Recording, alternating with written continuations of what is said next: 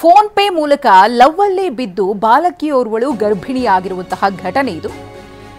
ರಾಯಚೂರಿನಲ್ಲಿ 9ನೇ ತರಗತಿಯ ವಿದ್ಯಾರ್ಥಿನಿ ಗರ್ಭಿಣಿಯಾಗಿದ್ದಾಳೆ.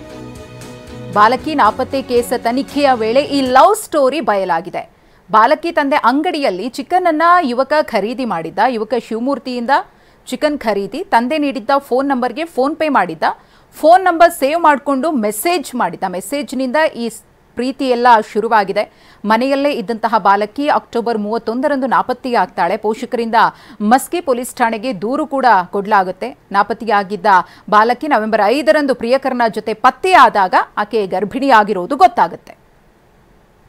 ಇವರು ರಿಮ್ಸ್ ಆಸ್ಪತ್ರೆಗೆ ತಂದಿದ್ದಾರೆ ಎಕ್ಸಾಮಿನೇಷನ್ ಮಾಡಬೇಕು ಅಂತ. ಲಿಂಗಸೂರು ಗೌರ್ಮೆಂಟ್ ಹಾಸ್ಪಿಟ್ಲಿಂದ ರೆಫರ್ ಆಗಿತ್ತು. ಅವರಿಗೆ ಆಲ್ರೆಡಿ ಹುಡುಗಿಗೆ ಹೊಟ್ಟೆ ನೋವು, ಆಮೇಲೆ ರಕ್ತ ಹೋಗ್ತಾ ಇದೆ ಕೆಳಗಡೆಯಿಂದ ಅಂತ ಹೇಳಿ ಕಂಪ್ಲೇಂಟ್ಸ್ ಇದೆ ಅಂತ ರೆಫರ್ ಮಾಡಿದ್ದಾರೆ ಲಿಂಗಸೂರಿಂದ. ಬಂದಾಗ ಅವಳದು ರಕ್ತ ಹೀನತೆ ಇತ್ತು. ರಕ್ತ 4.8 ಗ್ರಾಮ್ ಹಿಮೋಗ್ಲೋಬಿನ್ ಇತ್ತು.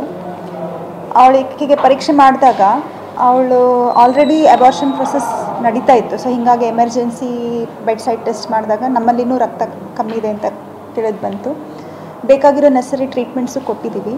ರಾತ್ರಿ ಬಂದ ತಕ್ಷಣ 1 ಬಾಟಲ್ ರಕ್ತ ಹಚ್ಚಿದ್ದೀವಿ. ಇನ್ನೂ ಒಂದು ಬೇಕಾಗಿತ್ತು, ಅದು ವ್ಯವಸ್ಥೆ ಆಗಿರಲಿಲ್ಲ. ಅದು ಇನ್ನೊಂದನ್ನು ಸಹ ಹಾಕ್ತಿದ್ದೀವಿ. ಒನ್ ಸ್ಟಾಪ್ ಸಖಿ ಸೆಂಟರ್ನಲ್ಲಿ ದಾಖಲಾಗಿದೆ ಒಂದು ಕೇಸು ಪ್ರಕರಣ.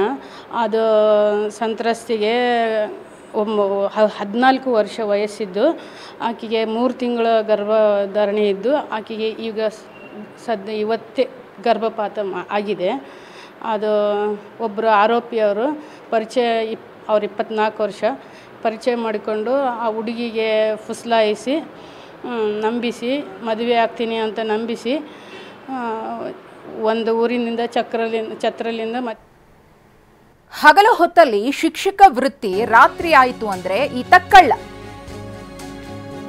ಕಲಬುರಗಿಯಲ್ಲಿ ಹಲವೆಡೆ ಕಳ್ಳತನ ಮಾಡ್ತಾ ಇದ್ದ ಶಿಕ್ಷಕನ ಬಂಧನವಾಗಿದೆ. ಬಿಲಾಲ್ ಕಾಲೋನಿಯ ನಿವಾಸಿ ಮೊಹಮ್ಮದ್ ಆರಿಫ್ ಬಂಧನ.